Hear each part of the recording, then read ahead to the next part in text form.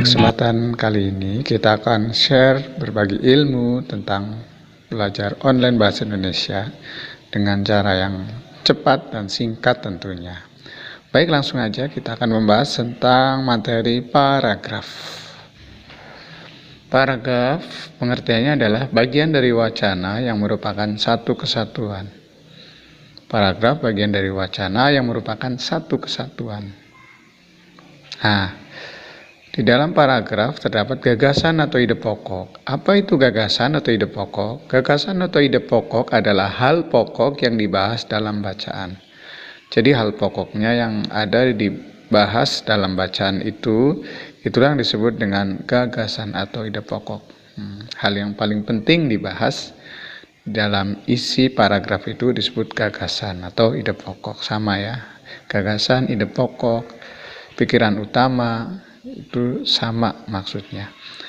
Paragraf dibagi menjadi yang pertama paragraf deduktif. Paragraf deduktif adalah yang ide pokoknya terletak pada awal paragrafnya. Sekali lagi berada pada awal paragrafnya. Keterangannya bisa di kalimat pertama atau kedua. Cirinya ia jadi kesimpulannya. Nah, ini adalah paragraf deduktif atau disebut juga paragraf berpola umum khusus karena dimulai dari pernyataan umum kemudian dijelaskan oleh pernyataan khusus, maka disebut dengan paragraf umum khusus. Paragraf deduktif yang ide pokoknya terletak pada awal paragrafnya. Lanjut ke paragraf yang kedua, yaitu paragraf induktif. Paragraf induktif adalah paragraf yang ide pokoknya terletak di akhir paragrafnya. Jadi berada di akhir paragrafnya atau disebut juga dengan paragraf yang berpola khusus umum. Jadi pernyataan khusus dulu, penjelasan, baru diakhiri dengan pernyataan umum. Maka disebut juga dengan paragraf khusus umum atau paragraf induktif. Yaitu paragraf yang ide pokoknya terletak di akhir paragrafnya. Sebetulnya ada juga paragraf campuran, yaitu paragraf yang ide pokoknya terletak pada awal dan diulang lagi di akhir paragrafnya. Tapi paragraf campuran ini sangat jarang digunakan atau jarang juga keluar pada soal.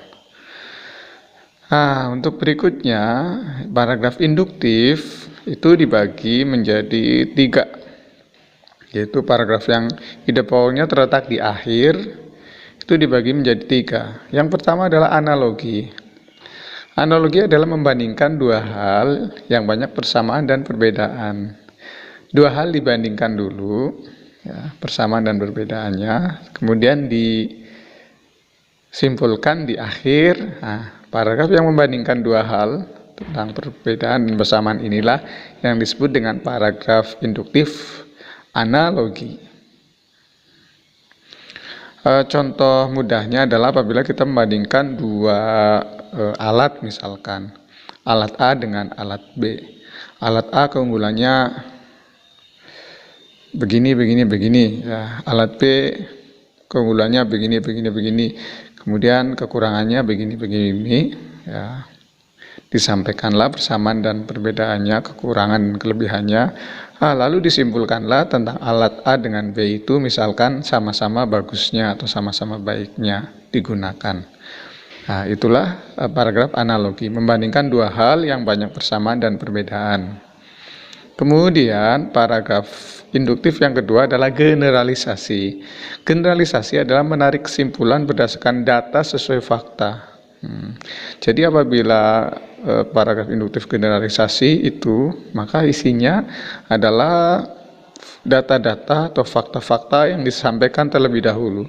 Dari data atau fakta yang telah disampaikan baru disimpulkan di akhir paragraf. Itulah paragraf generalisasi.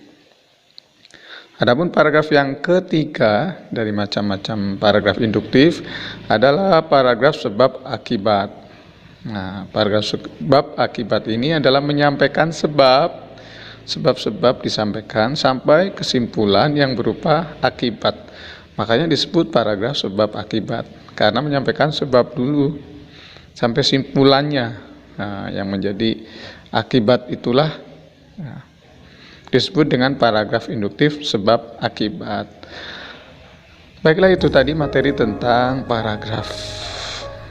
Sampai ketemu lagi pada materi pelajaran yang berikutnya tentang pembelajaran online bahasa Indonesia. Terima kasih.